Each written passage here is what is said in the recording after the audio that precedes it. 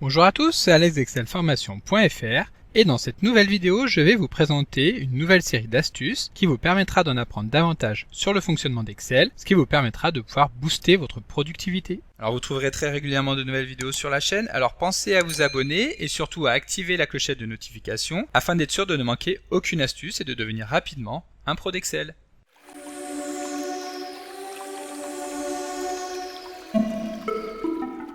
Si vous souhaitez obtenir des centaines d'autres astuces pour devenir plus performant sur Excel, vous pouvez télécharger le livre offert sur excelformation.fr en suivant le lien disponible dans la description de la vidéo. Connaissez-vous la différence entre les fonctions NB et NBval? Les fonctions NB et NBval dans Excel permettent toutes les deux de compter le nombre de cellules contenues dans une plage. La différence entre les deux, c'est que tout d'abord, la fonction NB permet de dénombrer les cellules numériques contenues dans une plage, ce qui exclura donc les textes et les cellules vides. Donc ici, nous avons un petit tableau avec les ventes réalisées au cours d'une année, mois par mois. Pour récupérer donc le nombre de lignes numériques contenues dans la colonne B, nous appelons la fonction NB et nous sélectionnons tout simplement la colonne B. Si nous validons, Excel nous informe qu'il y a 12 valeurs numériques qui correspondent aux 12 mois de l'année. Maintenant, la fonction NBval va nous permettre de compter quant à elle toutes les cellules qui ne sont pas vides. Donc nous appelons cette fonction NBval et ici nous sélectionnons une fois de plus la colonne B. Comme vous pouvez le voir, le résultat retourné n'est plus de 12 mais bien de 13 étant donné qu'Excel a ajouté l'entête de colonne dans laquelle se trouve une valeur textuelle. Savez-vous comment masquer une feuille de calcul dans Excel ? Lorsque nous élaborons des classeurs Excel, il peut arriver que certaines feuilles de calcul ne servent qu'à établir des calculs intermédiaires et n'ont donc pas vocation à être affichées à la vue de tous. Pour masquer une feuille de calcul dans Excel, il suffit d'effectuer un clic droit sur l'onglet de cette feuille de calcul et de cliquer sur Masquer. À ce moment-là, la feuille a disparu donc de la barre des onglets et si nous souhaitons la réafficher, il suffit d'effectuer un clic droit et de cliquer sur Afficher pour qu'Excel nous affiche une fenêtre dans laquelle nous allons retrouver notre feuille de calcul. À ce moment-là, nous cliquons sur OK une fois que la feuille est sélectionnée et Excel va à nouveau l'afficher dans notre classeur. Savez-vous comment masquer véritablement une feuille de calcul dans un classeur Excel? Dans l'astuce précédente, nous avons vu qu'il était possible de masquer très facilement une feuille de calcul en effectuant un clic droit sur son onglet. Seulement, comme nous l'avons également vu, les feuilles du masqué se retrouvent listées dans le menu de gestion des feuilles que nous obtenons en effectuant un clic droit et en cliquant sur Afficher. Pour masquer véritablement une feuille de calcul, nous allons devoir utiliser l'éditeur VBA en appuyant sur les touches Alt et F11. À ce moment-là, Excel lance VBA directement à l'intérieur du projet que nous étions en train d'analyser. Nous sélectionnons donc la feuille que nous voulons masquer et en bas dans la liste des propriétés, nous sélectionnons la propriété Visible et nous modifions la valeur afin de récupérer la valeur Excel Sheet Very Hidden. À ce moment-là, si nous revenons dans notre feuille de calcul, la feuille ne sera plus visible, mais en plus de cela, elle ne sera plus non plus proposée dans la fenêtre d'affichage des feuilles masquées. Pour la réafficher, il sera donc nécessaire de relancer VBA et de revenir sur la propriété Visible afin de définir celle-ci à Excel Sheet Visible. Savez-vous comment filtrer rapidement des données d'un tableau Excel? Pour filtrer très rapidement les données d'un tableau qui ne contient aucun filtre, il suffit tout simplement d'effectuer un clic droit sur la cellule sur laquelle nous voulons mettre en place le filtre, de nous rendre dans Filtrer et de cliquer sur Filtrer par la valeur de la cellule sélectionnée. À ce moment-là, Excel va automatiquement ajouter les filtres à notre tableau et seule la cellule qui était sélectionnée sera affichée dans la colonne. Savez-vous comment saisir des données automatiquement dans Excel?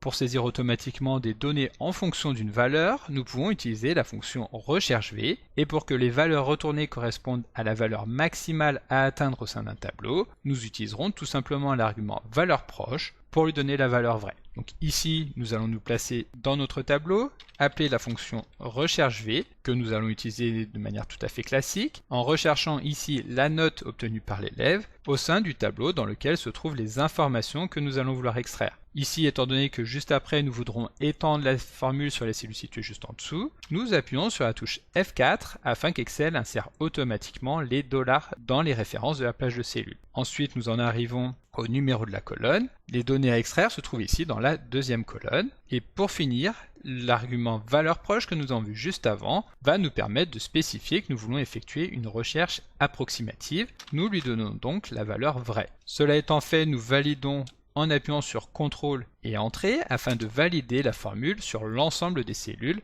sélectionner et de cette manière Excel va automatiquement nous retourner la valeur qui correspond aux notes obtenues par les élèves. Savez-vous comment atteindre instantanément le haut et le bas d'un tableau sur Excel ? Pour se déplacer rapidement dans un tableau Excel, il est possible d'utiliser les raccourcis clavier. De cette manière, en appuyant sur les touches CTRL et la flèche qui va vers le haut, nous allons accéder directement à la cellule qui est située avant une cellule vide. Si le tableau ne contient aucune cellule vide située au-dessus, alors nous nous retrouvons instantanément tout en haut du tableau. Pour arriver en bas du tableau, nous appuyons sur les touches CTRL et bas, le nombre de fois nécessaire s'il y a des cellules vides dans notre tableau. Pour aller vers la droite, nous utilisons CTRL la flèche droite et vers la gauche, CTRL et la flèche gauche. Savez-vous comment effectuer un remplacement très rapide dans Excel ? Pour remplacer rapidement toute une série de données, il suffit d'utiliser le raccourci clavier CTRL-H. Dans ce tableau, nous allons pouvoir tout d'abord spécifier la valeur que nous allons vouloir rechercher. Donc ici par exemple, nous allons vouloir remplacer la Belgique par la France. Donc dans le champ rechercher, nous tapons Belgique et dans le champ remplacer par, nous tapons France. Cela étant fait, il nous suffira d'appuyer sur Remplacer tout pour qu'Excel effectue automatiquement le remplacement à notre place. Savez-vous comment déplacer rapidement des cellules sur Excel ? Dans une feuille de calcul Excel, il est possible de déplacer rapidement des cellules d'une zone vers une autre. Pour cela, nous sélectionnons la plage des cellules à déplacer et nous plaçons le curseur de la souris sur les bordures qui encadrent cette plage de cellules. À ce moment-là, si nous déplaçons la souris, Excel va nous présenter la position d'arrivée de la plage de cellules et il suffira de relâcher le bouton de la souris pour déplacer la plage de cellules. Mais saviez-vous que cette technique permet également de déplacer des cellules sur une autre feuille de calcul ? Pour cela, nous procédons de la même manière, donc nous plaçons le curseur sur l'encadrement de la plage de cellules et nous descendons la sélection directement en bas dans la barre des tâches de Windows. De cette manière, Excel va nous afficher automatiquement le classeur sélectionné et il suffira de remonter pour faire apparaître la plage des cellules directement sur cet autre classeur. Savez-vous comment ajouter plusieurs lignes immédiatement sur Excel ? Pour ajouter une ligne dans une base de données Excel, il suffit de sélectionner la ligne qui se trouve juste au-dessus de l'endroit où nous voulons insérer une nouvelle ligne, d'effectuer un clic droit et de sélectionner Insérer. Si nous voulons aller plus vite, nous pouvons également utiliser le raccourci clavier CTRL+.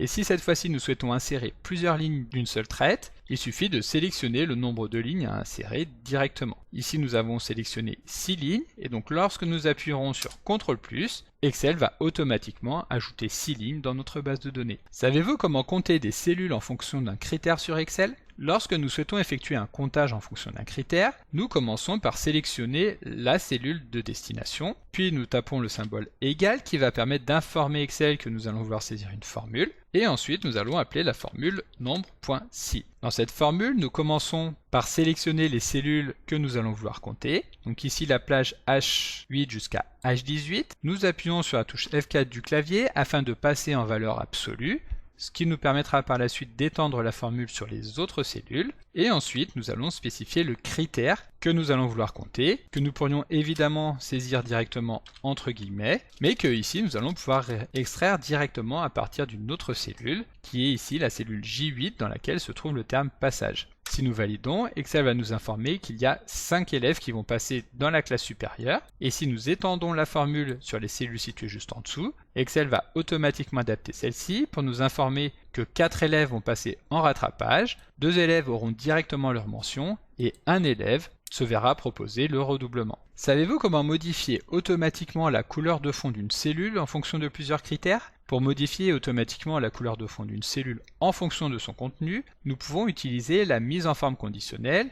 Ça, nous l'avons déjà vu au cours d'astuces précédentes. Mais il faut également savoir qu'il est possible d'utiliser plusieurs conditions avec des mises en forme correspondantes en démultipliant tout simplement les mises en forme conditionnelles. Par exemple, ici, nous allons souhaiter adapter la couleur des cellules en fonction de leur contenu. Pour cela, nous nous rendons dans le menu Accueil et nous déroulons tout simplement Mise en forme conditionnelle. Ici, nous allons nous rendre dans le menu Règles de mise en surbrillance des cellules et nous sélectionnons égal à. Tout d'abord, lorsque l'élève se verra proposer le redoublement, alors nous voudrons que automatiquement la cellule s'affiche en rouge. Donc nous validons en appuyant sur OK. Le deuxième critère va nous permettre de passer en orange les élèves qui auront le droit au rattrapage. Donc nous revenons dans mise en forme conditionnelle, règle de mise en surbrillance des cellules, nous sélectionnons égal à, puis nous tapons donc le terme rattrapage.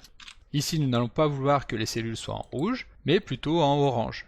Comme nous pouvons le voir, le orange n'est pas proposé directement. Il suffira alors de cliquer sur Format personnalisé afin de choisir une couleur de fond orange et éventuellement de me changer également la couleur du texte avec une couleur foncée. Nous cliquons sur OK et comme vous pouvez le constater, Excel va automatiquement adapter la mise en forme des cellules rattrapage. Nous cliquons sur OK et donc le dernier élément que nous allons vouloir mettre en place va nous permettre de modifier la couleur de fond des élèves qui vont passer dans la classe supérieure. Donc comme d'habitude, règle de mise en surveillance des cellules égale A. Ici, nous allons nous intéresser aux cellules qui contiennent le terme passage que nous allons passer en vert clair. Nous validons et donc maintenant, en fonction des différentes valeurs obtenues au sein de nos cellules, la mise en forme va s'adapter automatiquement. Savez-vous comment calculer le montant d'une mensualité d'un emprunt? Pour calculer le montant des mensualités correspondantes au remboursement d'un emprunt, nous pouvons utiliser la fonction Excel VPM. Cette fonction attend 3 arguments obligatoires qui sont tout d'abord l'argument taux qui correspond évidemment au taux appliqué au cours des différentes périodes. Ici nous allons reprendre le taux